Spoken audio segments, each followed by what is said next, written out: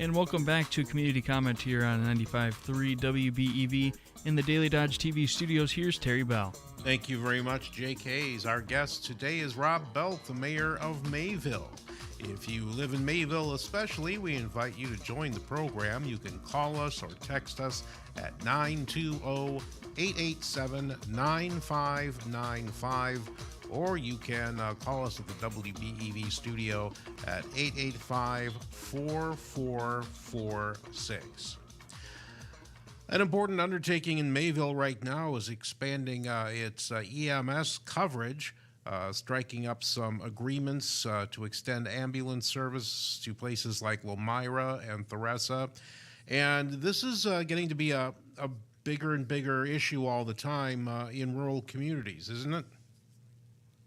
Yeah, it's a huge issue because they're having harder and harder time in getting staff to, man these EMS services or ambulance services for residents especially in the rural areas, and that's where we live. So I'm glad that we did strike up an agreement with the town of Theresa, the village of Theresa, and the village of Lomira, along with the current contracts we have in place. I believe that, people take it for granted when they call 911 that someone's going to show up, and that's not, we'd like to think that's the case, but sometimes it might not be, and it all depends on your municipality and on how long it takes EMS service to get there or an ambulance service to get there. One of the things we're working out now with the village of Lomira is to try to get an ambulance there that's stationed there, 24/7. That would help response times for their residents, and it just makes sense. So I'm thinking that's going to probably be done here the next month or so. How adequately staffed and equipped are EMS services in Mayville and the surrounding communities?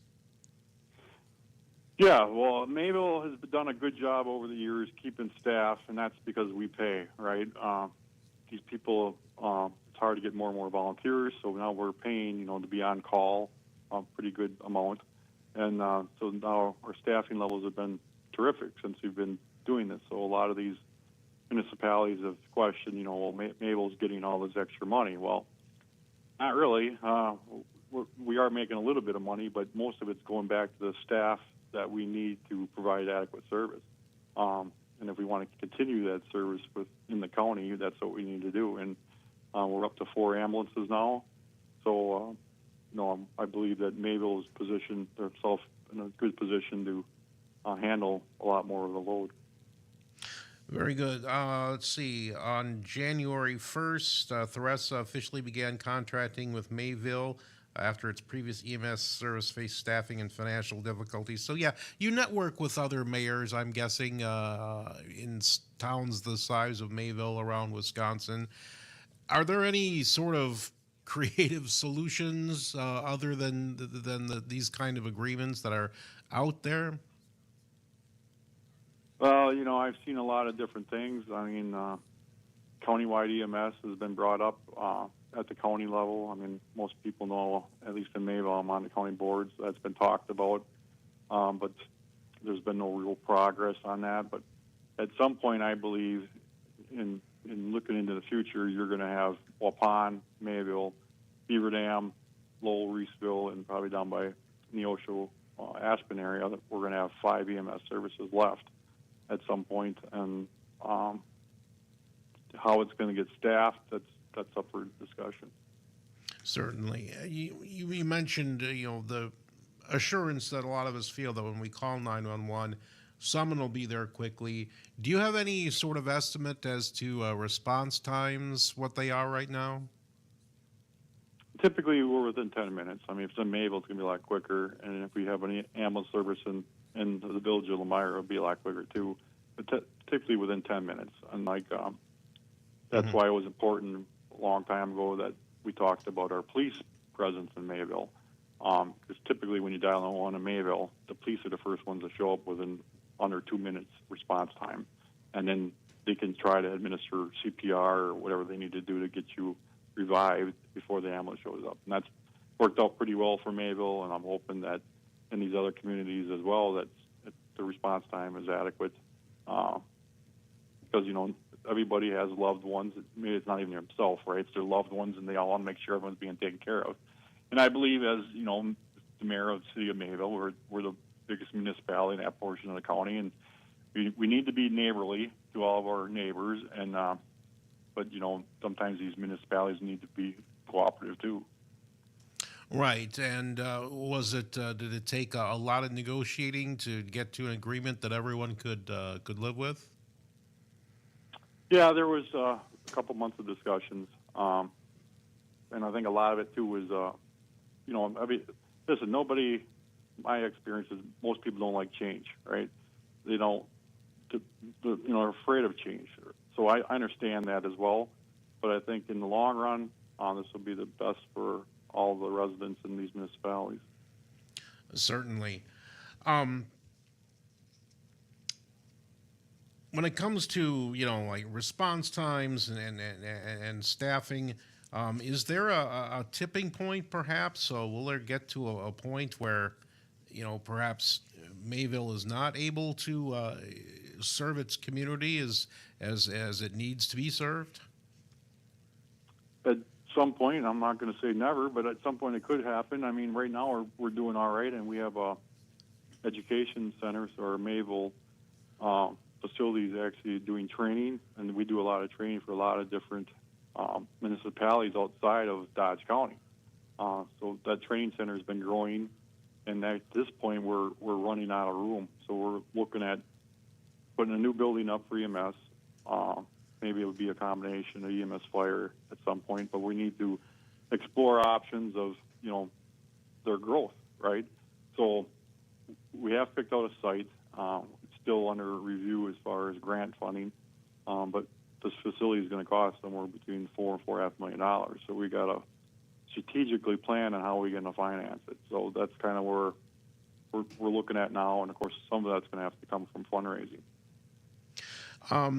I think perhaps generating public support is a big part of that, and you have some open houses scheduled to introduce people from the surrounding municipalities to come and check out, you know, what the staff at Mayville and everything they have to offer.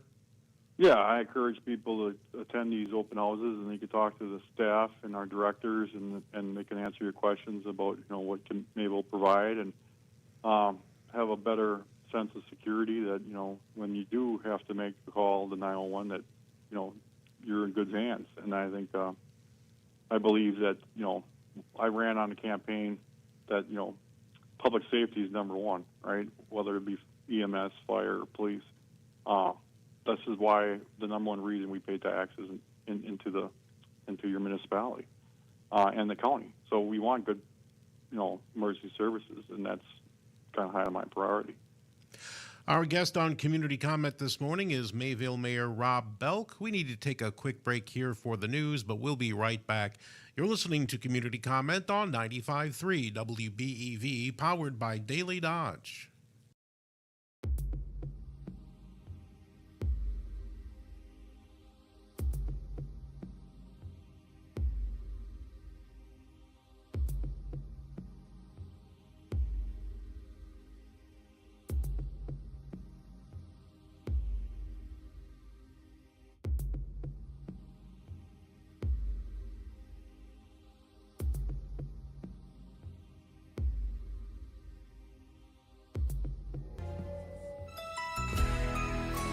McKinstry's Home Furnishings in downtown Boelk, the final day of their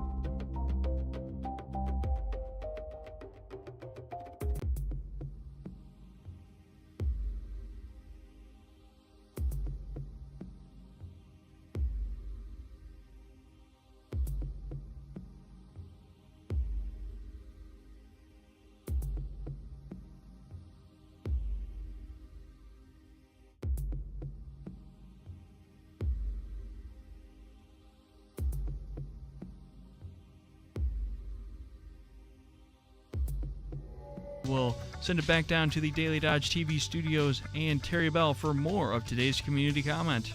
Thank you so much, Jake, and welcome back to Community Comment on 95.3 WBEV. Tomorrow, our guest will be Republican gubernatorial candidate Tom Tiffany, and we're going to be hearing about the Dodge County Mammoth.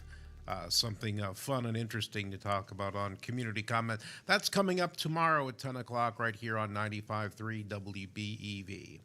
This morning we're talking with Mayville Mayor Rob Boelk about things happening in Mayville, and if you would like to join the conversation, especially if you live in Mayville, you can call us or text us at 920-887-9595, or you can call the WBEV studio line at 885-4446. Mayville got some bad news last year, Mayor Boelk, when SSM closed its clinic, and that really put the community in a real bind, so to speak. I'll let you give us the background on that and what's being done about that. Yeah, so last summer, SSM Health decided that they're going to shut down the facility in Mayville, which is concerning because there's a lot of residents in Mayville that use that facility. I found out because a friend of mine gave me the information, and I made some calls and found that out. But I was pretty disappointed. I mean, we've had this long-standing partnership with St. Agnes and Fond du Lac since the early 1900s. So it's a long partnership there, and for them just to uproot to the city of Mayville, which is, like I said, one of the biggest municipalities in the county, is kind of surprising. But it's also hurting our residents. So, yeah, it's pretty disappointing. So now we have to focus on what can we do going forward, and like everything that's going on with health insurance right now and health care, rural areas are being left in the dust because there's only a few major players left in the state that can actually provide services. Most of the time, these major players are doing other alternative care, whether it be virtual or driving distance to be seen. So it's kind of concerning.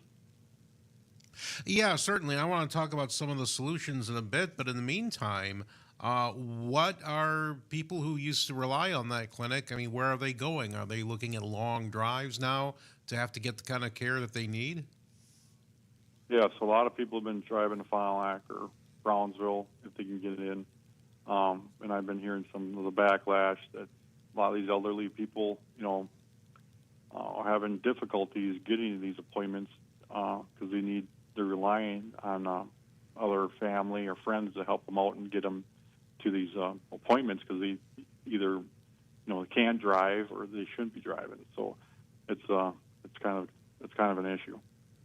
Absolutely. Now, a committee has been formed of people who have knowledge of medicine and the healthcare industry, and they're looking into possible next steps. Tell us more about that, please.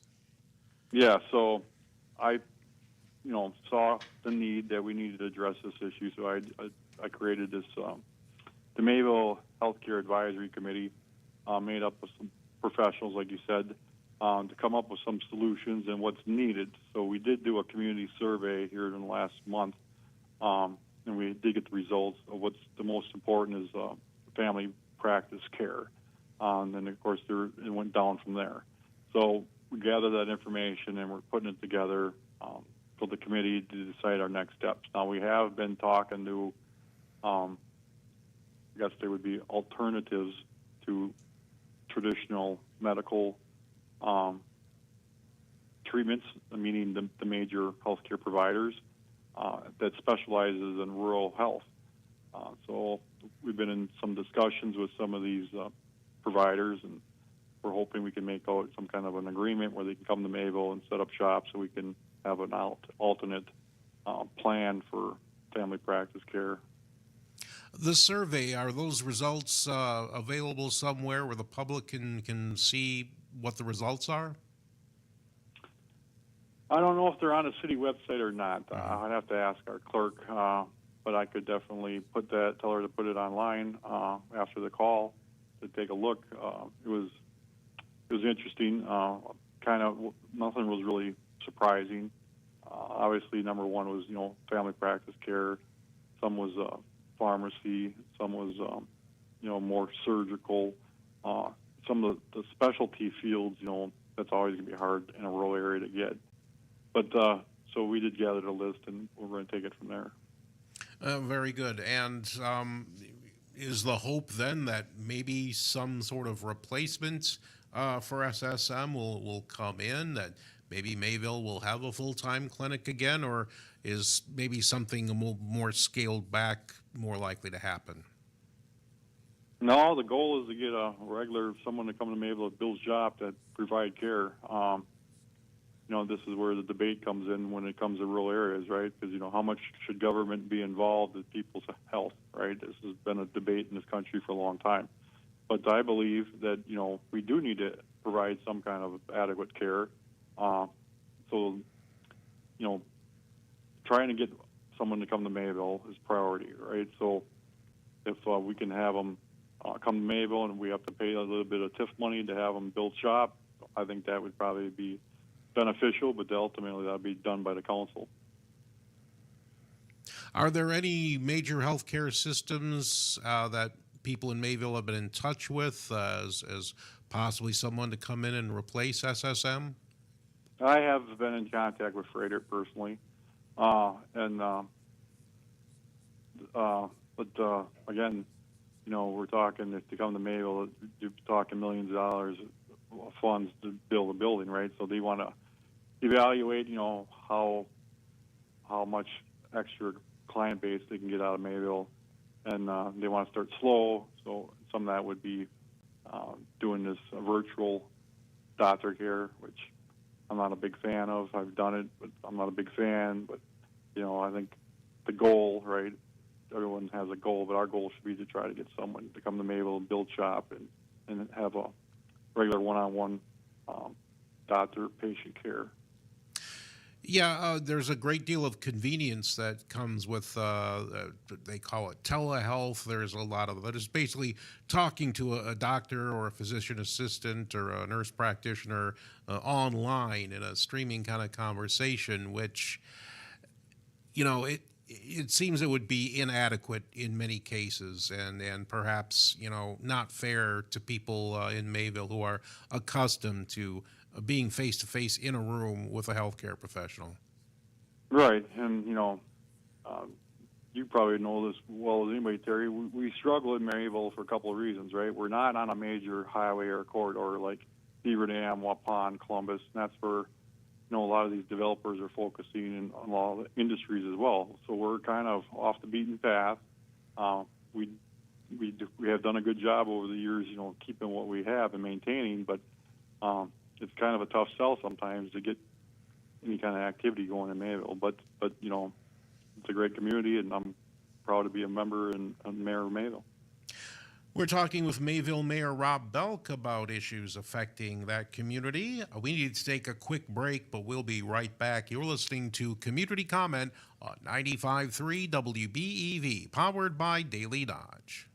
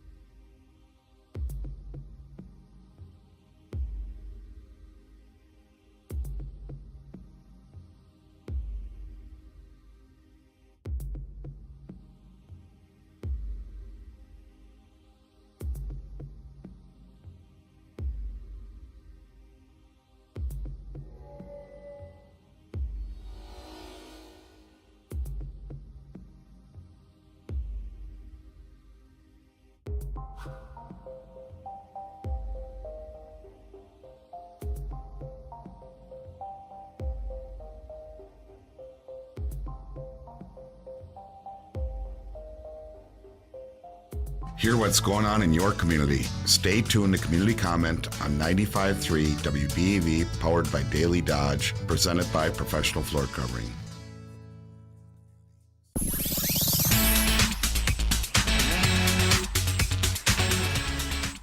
And welcome back to today's last segment for Community Comment. Still plenty of time left if you would like to call in. And we will send it down to the Daily Dodge TV studios with Terry Bell.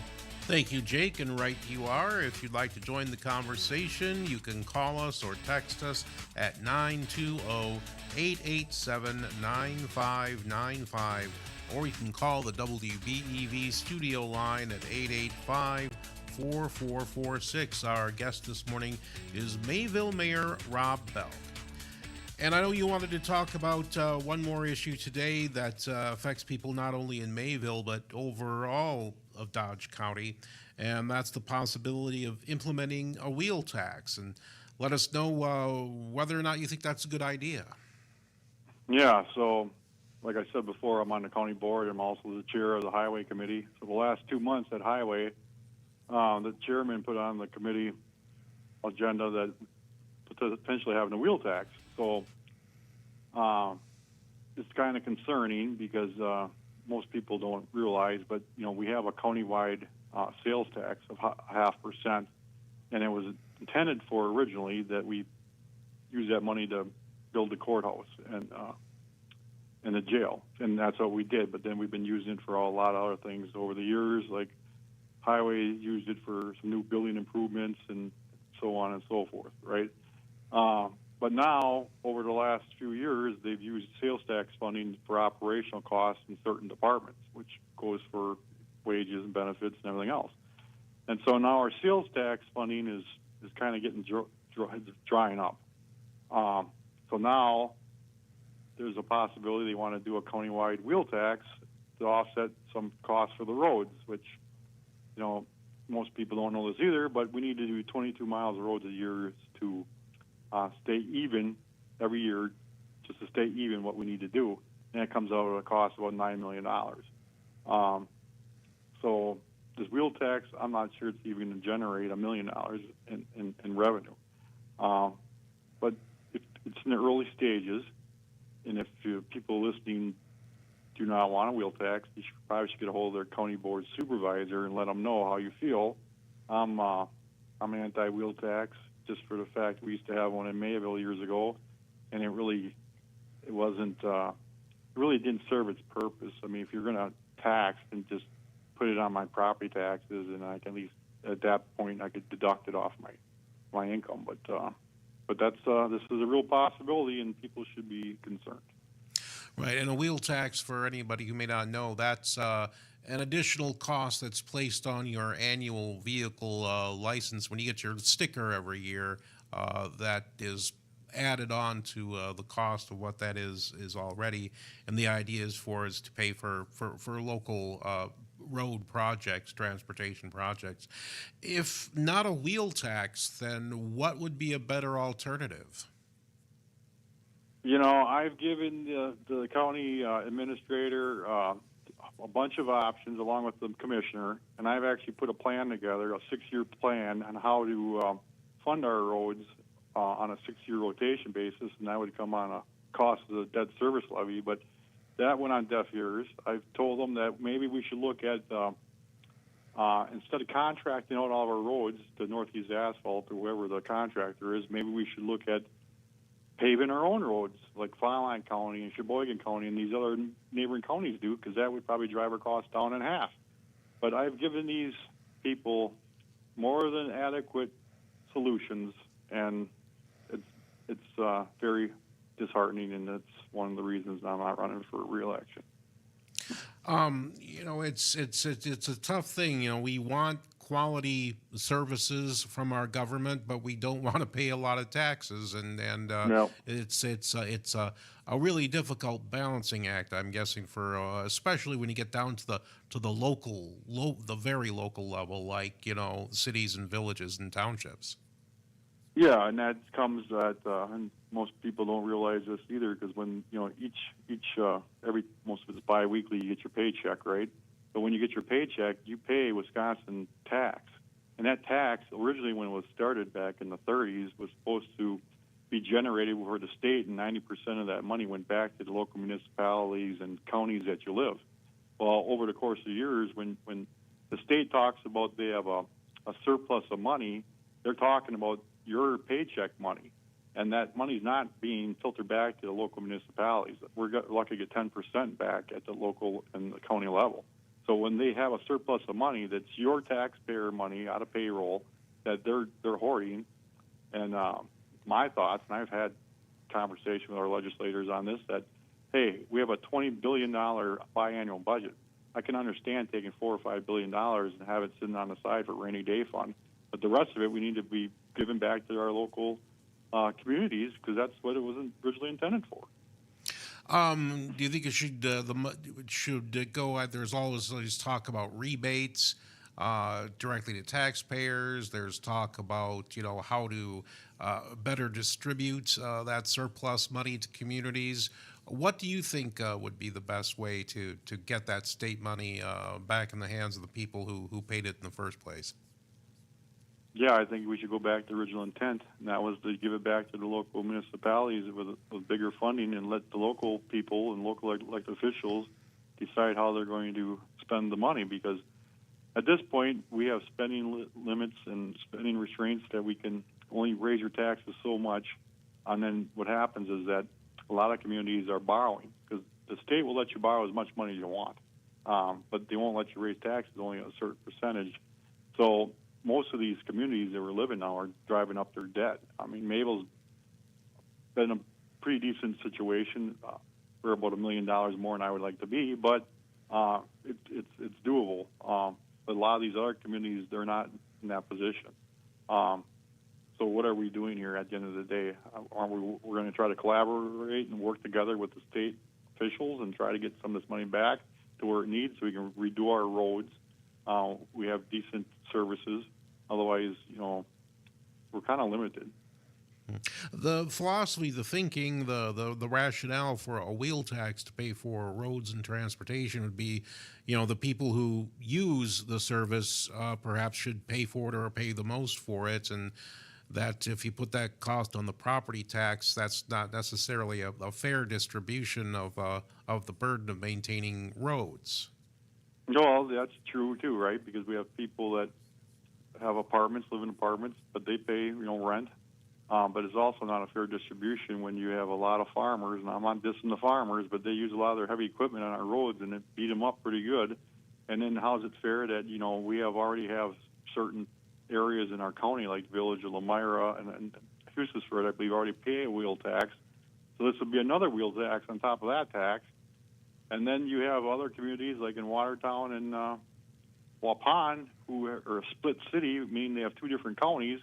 So some people on the south side of the highway are going to be paying a wheel tax, and the people on the north side aren't going to be paying a wheel tax. But to answer your question, there's not really a great solution on how to equally distribute, the tax.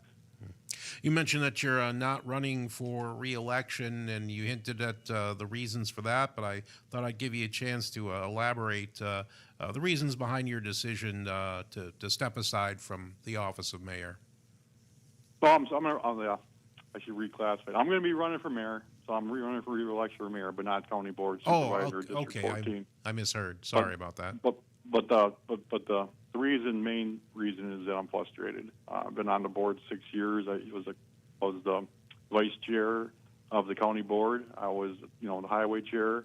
I've done a lot of things at the county, I believe, is good things, but I'm at the point where I'm frustrated. I'm frustrated at the current administration. I don't think we're heading in the right direction financially. I think we're digging ourselves deeper and deeper. So that's part of it. And people are like, well, if you leave, then you won't even have anybody, voicing our concerns at that level, which is true. But I've been involved in politics now over a decade, whether at the city level and the county level. But it's at some point you need probably fresher, younger blood to try to change things.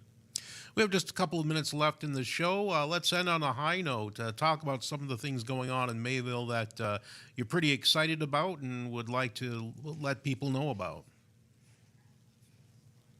Well, we're looking at expanding one of our TIF districts into downtown because, one of the things about downtown, and our downtown's good, but we need to figure out how to get upstairs apartments renovated. So we're trying to come up with incentive plans for people downtown to fix up their upstairs buildings to get apartments upstairs and just kind of redoing the whole downtown area. I think that, I've always said from day one that the heart and soul of any community is your downtown. So if your downtown looks great and wonderful, the perception is the city's wonderful, and that's what Mayville is. So I'm looking forward to that, and I'm looking forward to serving the people of Mayville, and I'm running unopposed, but I still like their support. So anything that you could do, that'd be great.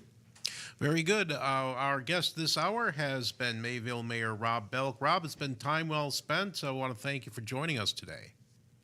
Yeah, Terry, I'd like to thank you, too, and WBEV. You guys do a great job, and this is a great opportunity for local leaders to get together to talk about their communities, and I just want to thank you and WBEV for that opportunity. Well, thank you so much for those kind words. And we'll have more tomorrow right here at this time. You've been listening to Community Comment on 95.3 WBEV, powered by Daily Dodge.